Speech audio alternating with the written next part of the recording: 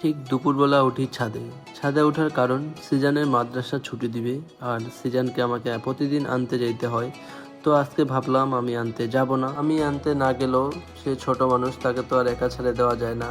এই জন্য ভাবলাম যে আমার ড্রোনটা ছাড়ে দেই, ড্রোনটা দিয়ে তার মাদ্রাসার এখানে যাব। যদিও সিজানের মাদ্রাসা আমাদের বাসা থেকে বেশি দূর না, 1 কিলোর মতো দূর। তো আমার ড্রোনটা দিয়ে সুন্দর তাকে লোকেশন ট্র্যাক করতে পারবো। তারপর আমি ড্রোন দিয়ে আস্তে আস্তে তার মাদ্রাসার কাছে যাই। মাদ্রাসার কাছে যাই দেখি এখনো তাদের ছুটি হয় নাই।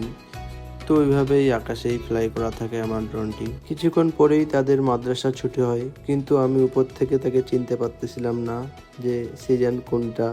তাকে খুঁজতেছিলাম মনে মনে, কিন্তু অনেকগুলো স্টুডেন্টের কারণে আমি তাকে চিনে উঠতে পারতেছিলাম না।